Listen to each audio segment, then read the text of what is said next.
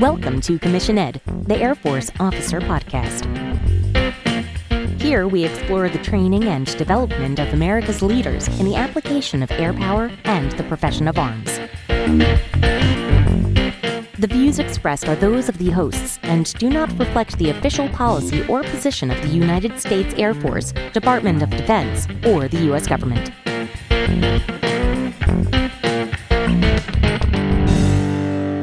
Welcome back to another episode of Commission Ed, the Air Force Officer Podcast. I'm Colin Slade. And I'm Reed Gann, and we're your hosts for Commission Ed. Well, welcome back, Reed. We had a nice, good Christmas break. Today is December 31st, and we are recovering from the Christmas holiday and now looking forward to New Year's Eve tonight and New Year's tomorrow. How was your Christmas, Reed? It was fantastic. It was a really great one. I haven't necessarily shared this with our audience, but I've actually been sort of deployed, if you will. I've been overseas for the last 5, almost 6 months now. And Christmas was my family coming out to visit me. I've been in the United Kingdom for the last 5.5 months, and they came over for the Christmas holiday, and it was fantastic to be with them again and to play tours for a little bit. Yeah.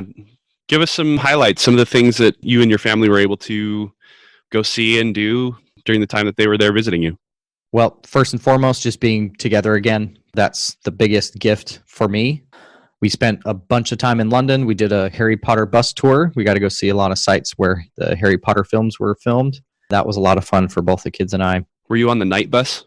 They called it the night bus. It decidedly was not, but it's fun that they did that kind of thing. And they really hammed it up and did a good job for all fans of all ages. Was there a talking shrunken head at the front? There was not, but we definitely had contests of houses. Everyone there was a nerd enough to have already been sorted at some point in their nerd experience. And so the Ravenclaw house won the House Cup, which, just random trivia, who knows what. And I will say my son was the most significant contributor to that victory. So well done. Yeah. Excellent. Which house are you in, Reed? I am Ravenclaw. That doesn't surprise me in the least. Yeah, me either, even though I wish there was a little more Gryffindor in me, but that's okay. Yeah, I am Slytherin through and through. I can see that. There's nothing wrong with being a Slytherin. Let's just put that out there, right? Professor Slughorn is a good guy. He was a Slytherin, right? Snape ended up being a good guy, like the ultimate good guy, right? Absolutely. And he was a Slytherin, so more power to House Slytherin, right? Whatever you need to tell yourself to get up in the morning works for me, Colin. That is definitely what I told myself this morning. Awesome. I am a Slytherin, and doggone it, people like me. There you go. How about you and your family? What did you guys do? We kept it real low-key. We stayed here at home in Utah, Eagle Mountain. We did the normal get-together with family in the area, Christmas Eve night, had dinner, did the whole nativity scene, and because my wife is pregnant, she and I obviously got to play Mary and Joseph. Typecasting. Yeah, well, you're not one to shrink from a leading role anyway, so that's very good. That is true, and because I was Joseph, I wore my Jordanian headscarf that I got on one of my deployments. Didn't look like Joseph at all. Looked like a white poser trying to fit in somewhere in the Middle East, but yeah, we had a great time. The boys really were excited about their presents, especially their rescue bots. They're really excited about being able to save the world over and over and over again with these toys. Awesome. That's great. And, to our audience, we hope that you and yours had a blessed time and that you're well. We know that it's not always fun and games for everybody. And to those that are struggling, reach out. That's one of the greatest things about being a part of this Air Force family is you've got people around you that genuinely care. So again, Happy New Year to everybody out there, and we hope that this time of year finds you well. Absolutely. All right. Shall we move into our topic of discussion for today? Let's do it. We are continuing our discussion about what the Air Force values in its Air Force officers. And the previous couple of weeks, we've covered executing the mission, leading airmen, and managing resources. And today, we're moving on to the fourth and final value as described by General Goldfein in his memo and also in AFI 1-2 3.4. This is how an officer contributes to improving his or her unit. From AFI 1-2 3.4, it says continuous process improvement is a hallmark of highly successful organizations. Wasteful, ineffective, or unsafe ways of doing business cannot be tolerated. Officers must foster a culture of innovation and challenge inefficiencies. Now, Reed, this is an interesting topic of discussion, especially given what's going on in our Air Force right now, and actually where the Air Force came from to begin with. The Air Force is an organization that was born from and raised in a culture of innovation. The reality is that the Air Force wouldn't exist at all if people like Billy Mitchell, Hap Arnold, and Curtis LeMay weren't continuously trying to improve upon things, if they weren't trying to foster that culture of innovation. It's this culture of innovation that has very recently given birth to now the Space Force as the sixth branch of the military, of the armed forces. And I feel like this has been an especially big topic that has continuously come up over and over again while I've been in the Air Force. I don't know how you feel about it. It definitely has picked up very recently to the tune of actual allocation of money. And that's kind of when you know it's serious, is when it's not just something that we hand wave, but we actually put dollars behind it. I don't know if you guys have any of these or access to them, but Squadron Innovation Funds. Have you heard of these SIF funds? Yeah, I've seen a few different ways that those Squadron Innovation Funds have been implemented. Yeah, so down to the most fundamental unit of the Air Force, the squadron, funds are allocated and designated specifically to allow and encourage and, in many ways, foster this idea of innovation. It does seem that it has picked up lately.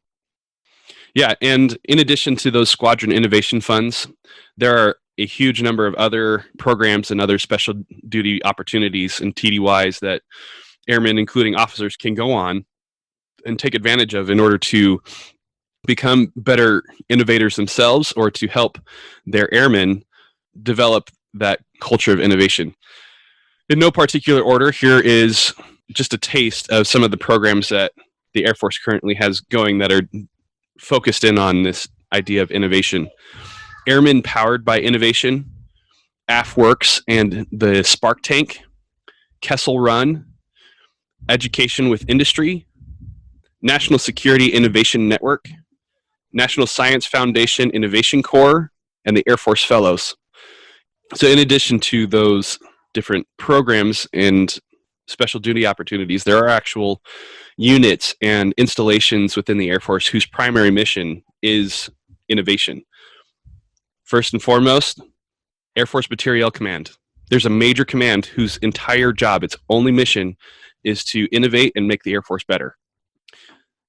Other units, the Air Force Research Lab, the primary lab itself in Wright-Patterson Air Force Base, but other labs that are sprinkled throughout the United States, the Life Cycle Management Center, the Installation and Mission Support Center, the School of Advanced Air and Space Studies at Maxwell Air Force Base, part of the Air University, Edwards Air Force Base, Wright-Patterson Air Force Base, Kirtland Air Force Base, Eglin Air Force Base, all of these different units, installations, these programs, these TDYs, all of them are part of this idea of innovation and ultimately improving the unit down at the squadron level. Now, certainly this is not an exhaustive list, and each of these different programs, units, and installations deserve their own episode. Maybe that's something that we can look into in the new year, bringing some experts on and talking about how each of these different programs work, especially as they relate to the training and development of our Air Force officers. But the main point here is to show how seriously the Air Force takes this whole culture of innovation. Now, Reed, it's great to know that the Air Force really takes this seriously and is putting large amounts of money into the idea of innovation. But I think we need to better understand what is truly meant by these buzzwords, culture of innovation and continuous process improvement. What are we talking about when we say improve the unit? What are we looking for? Yeah, no, I think we absolutely do. And I do recognize the importance of innovation. I really do. I'll admit this is something that despite its growth, it has gotten to a point where it is start to become a little bit cliche and a little bit trite and almost frustrating. And we'll talk a little bit here about some experiences I've had that have kind of led me to that point where sometimes change just seemed like it was change for change's sake. But I do think there are some things we can talk about, especially in like the perspective that an officer should bring to a unit, the attitude they must have. And something we absolutely trained to and trained for and looked for and evaluated our students on was their ability to look at a process, a mission, a situation, understand what was going on, and figure out how to make things better.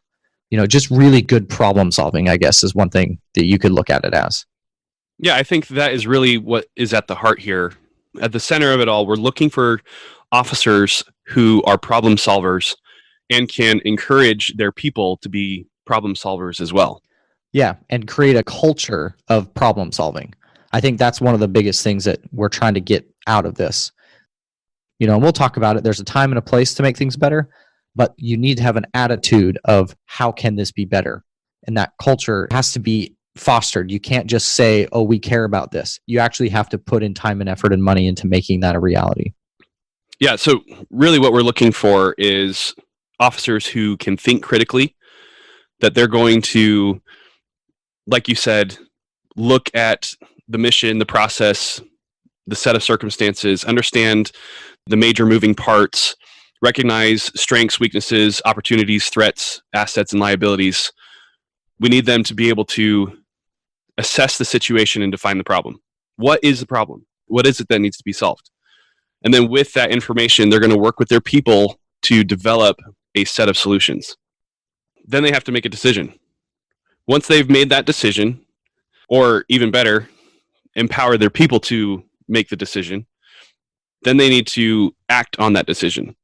The officer has to lead their people through this process of executing the solution, just as they would lead them through executing the mission, making necessary adjustments along the way. Now that goes back to our previous episode on executing the mission, leading airmen and managing resources. It all ties together. It's just one big never-ending cycle. And in fact, what is it that I've described here? This is the OODA Loop, Colin. Amazing. John Boyd wasn't just blowing smoke. This is actually a real thing. That it's not just applicable when you're in a jet flying Mach 3 with your hair on fire. It applies while you are down on the ground at your desk, going about your unit, talking to your people, developing, creating, fostering this culture of innovation. You are using the OODA Loop. Yeah. Now, for our audience who may not be familiar with the OODA Loop, it's a system, a way of thinking, a way of problem solving that was developed and made popular by Colonel John Boyd, Air Force legend at this point, where one observes what's going on, they orient. Observe is, again, gather data, learn. Orient is to adjust and understand the impact of the information coming to you. And then the last two part, the D and the A, decide and act. And this was the problem-solving process that I was taught as a student at OTS. We were teaching an 8-step problem-solving process. Colin, is that what you guys are teaching at ROTC right now? Yeah, we use both. We actually teach the OODA Loop, the 8-step PPSM, practical problem-solving method, and also one called APTEC. We don't use it very much, which is why I can't remember exactly what APTEC stands for. But we teach a method for solving problems. Yeah, this one has stuck with me the longest, even though I taught the other one for a couple of years. It's OODA to me. That's just what I was taught, what I was raised on, and something I've absolutely used. It's essential that you have a framework for understanding problem solving so that you can get better at it. This is something that we do inherently without really even thinking about it, but providing a framework for people to think about it more critically allows them to get better. Where were the places in this process, Colin, that you see people breaking down the most in the OODA Loop? Well, let's first take a look at what we're dealing with. In the observe phase, this is where you're identifying what the problem is. And let's be honest, everybody is really good at identifying what's wrong. There's no shortage of opinions about what is wrong in a Air Force unit at the squadron. Everybody knows what's broken, right? So that's not where things are going to break down, because if you know what's wrong, then you can do something about it. It's not in the decide or the act phase, because our training as Air Force officers makes us really, really good at making decisions and acting on it. That is something that we train for very specifically, to make sure that our officers have the ability to make decisions and act on them. So if it's not in those other three phases, then the whole process has to break down, most typically in the orient phase, where people are trying to truly assess what's going on, develop solutions that are going to fully address the issue at hand. And why is it that this is the phase that breaks down more than anything else? Well, it's because it takes effort. It takes effort to look at what's going on, think critically about it, fully understand the situation, all the moving parts, all the variables that are involved. It takes time. If you're trying to fully grasp what is going on in a situation, it's going to take time. You have to gather data. You have to make assessments, run surveys, all these things, so that you have enough information to help you develop a series of solutions or courses of action that will help you to resolve the problem. And then there's institutional inertia. The way that things have always been done carries some momentum. People don't necessarily like change, especially if the way that things have been done is in their favor. If it's going to change the way that they have to do things, is if it's going to make them feel uncomfortable, then there's going to be resistance against whatever solution you provide, even if it's going to ultimately make things better in the long run. Yeah, I totally agree. Something we would talk about at OTS was getting stuck in the OO. You know, a little onomatopoeia there. It kind of worked really well to describe students' inability to work through the loop. They'd get stuck in the OO. It wasn't too often that I knew someone had sorted the observe and orient phase and just were hesitant to make decisions, but that did happen. You know, you'd look them in the eye and you could tell they knew what needed to get done and they understood the importance of doing it, but they just needed that little kick to get over the edge. But you're right, we train to that, to the decide and act really well. But getting people to go through the OO effectively and efficiently, that's a real challenge. And I think that there's an opportunity for improvement within our commissioning sources to direct a little bit more attention to getting through the OO, to working through the orient phase. I don't think that in ROTC and OTS we spend enough time on helping our cadets, our future officers, get really good at critical thinking, gathering data, and developing solutions from that data. Yeah, we focus a lot on it. I just don't think OTS has enough time. 8 weeks just isn't enough time, you know, to get enough reps. But it is something we really worked and trained to a lot. So, Colin, what's your take on all this? I got to tell you, I get frustrated with change for change's sake. I'm all for making things better, but something I've wondered is if our culture of innovation and improvement creates so much change that we're actually impeding actual mission accomplishment. Have you experienced anything like that, or am I just totally out in left field here? No, I think you're definitely on the right track here. One of my biggest frustrations as an officer in the Air Force has been that my job, not necessarily my assignment, my assigned unit, but my job changes so frequently. So let me just paint a picture here. When I came into the Air Force back in 2011, my first job was working in what we call a programming office. I was responsible for developing requirements and projects for the buildup and maintenance of a base. And I did that for about 18 months. My next job was to be the construction management OIC, or officer in charge. So no longer focused on the programming of a project, but the actual execution of the project itself.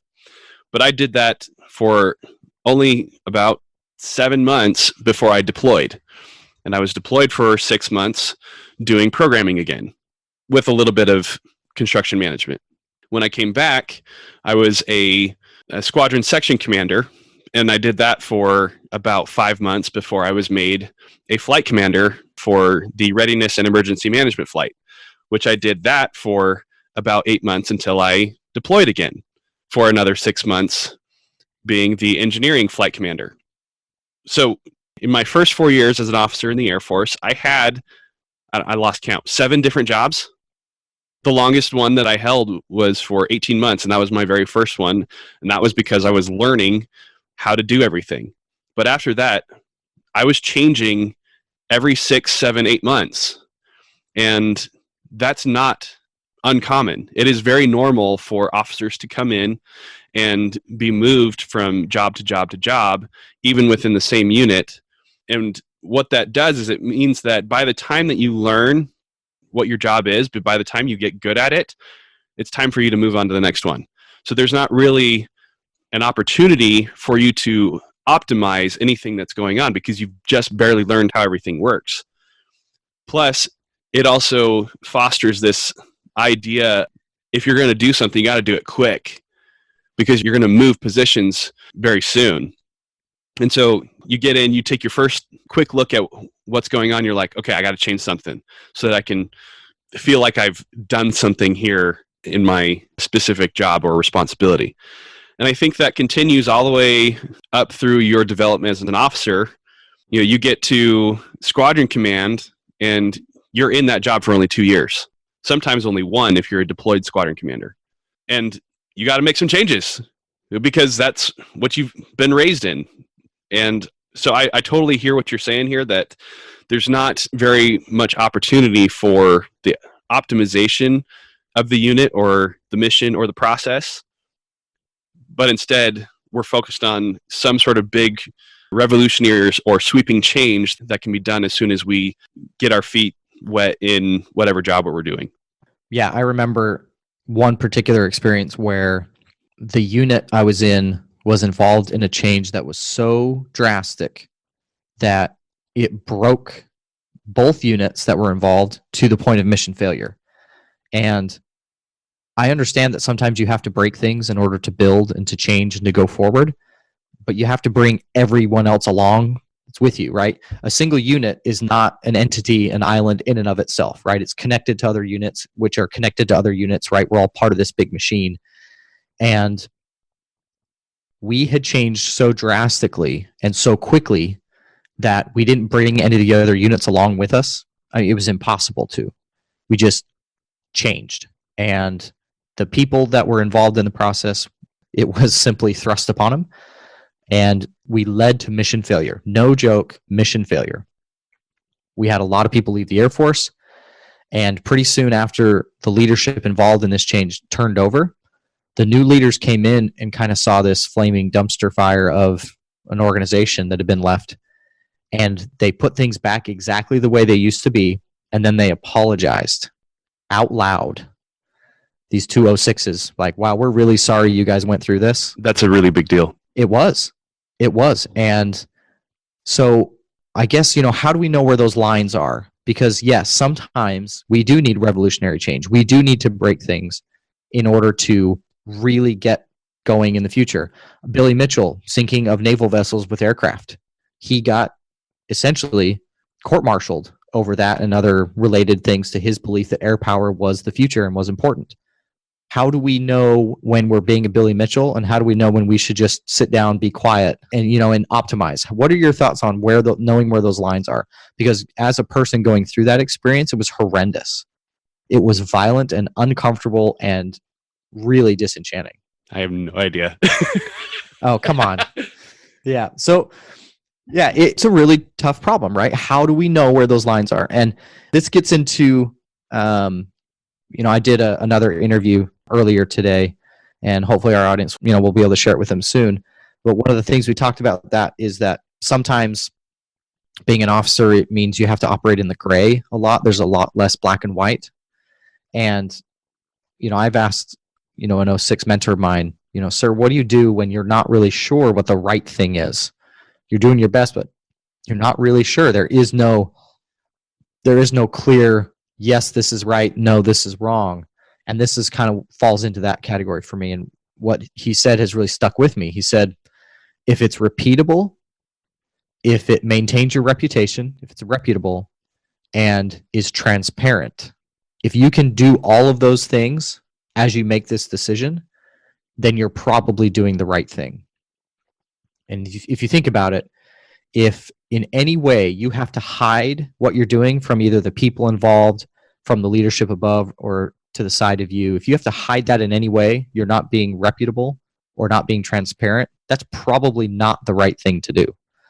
If you couldn't repeat the same decision given the same set of circumstances, if you make some sort of exception, to try to treat someone special or something like that, if you can't repeat it, you're probably not doing the right thing. And again, if you're putting the reputation of you or those around you in question, you're probably not doing the right thing. So that was a way to measure. Sometimes it's a little simple process improvement, no big deal. Good, everyone wins. We save some man hours, save some money. Good. But if you're going to have to, really shake things up, and it's going to be really challenging, and it's going to break some things, and sometimes that's good. If it's repeatable, reputable, and transparent, and if you can have the process be in that place, you're probably doing the right thing. I think that is really excellent advice. I'd never heard it explained that way, but I like it a lot. One of the ways that I typically hear it explained is the change sustainable? Sustainable is one of those other buzzwords in the Air Force right now that captures this idea of whatever change or improvement is made, can it persist in the long run? Or is it going to revert back to the original state when you, the officer, you, the leader, move on to your next job, as I was describing earlier? So, yeah, that idea of sustainability is really important to the Air Force right now. Yeah. One last thing I would put out here as a good way to innovate or to institute change. We're kind of merging two topics, right? Change management as well as innovation, but I think they're kind of related. If possible, and as much as you can, you should encourage those that will be affected by the change to be involved in the process. The military is not a democracy, nor should it be. But if you can involve your people in what this change is, it'll make an absolutely massive difference. Seek their input, be willing to implement it. I've had situations where one of my favorite flight commanders ever worked for had identified something that he felt needed to be fixed. He sought his folks' input. We proposed a solution. He didn't like the solution, but he said, I think that's the best one. I would vote for this one. But the bulk of the people said, no, sir, I think we got to go with this.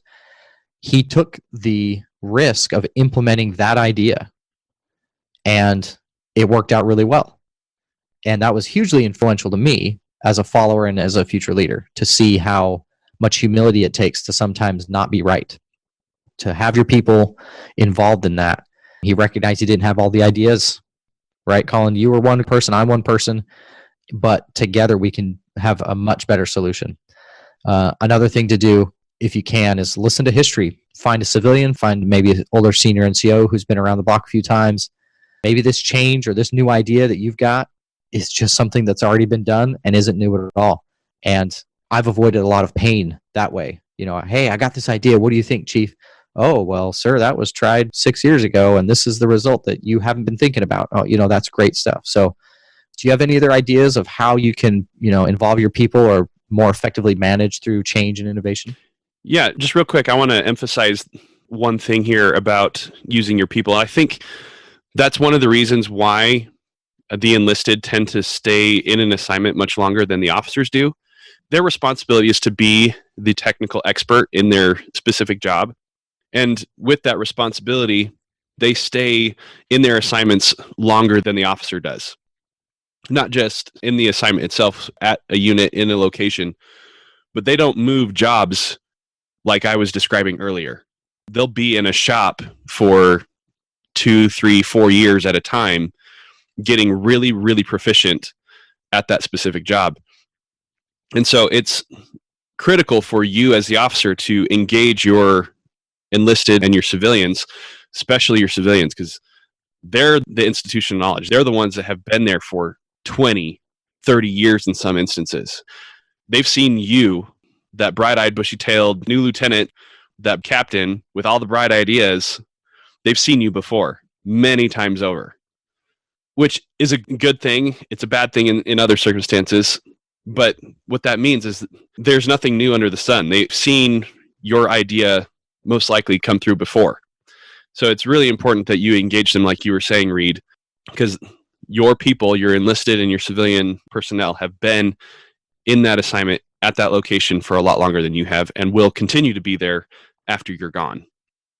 Yeah, and I think it's worth mentioning, we are not saying these things in order to squash or diminish your desire or willingness to bring something up. Please continue to bring it up. We're just trying to point out some ways you can bring it up in an effective way to actually make real change. Because yes, maybe you do have a good idea. Maybe it is new. Maybe it is the first time ever.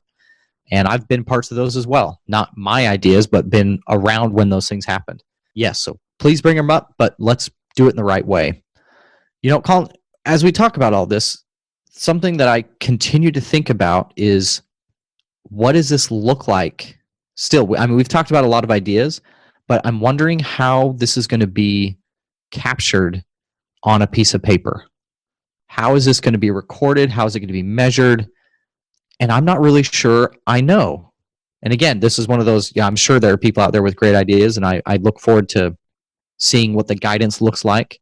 But what are your thoughts? What is this going to look like on paper as we move forward and with the new evaluation system that's coming probably pretty shortly? Yeah, that's what I was going to say, is that I'm sure when the guidance comes out and we get our first look at the new officer evaluation, that's going to help us much better understand and explain to all of you, our audience, how this all is going to work. But here are some of my thoughts. The Air Force always is going to value some sort of metric with regard to the improvement of the unit.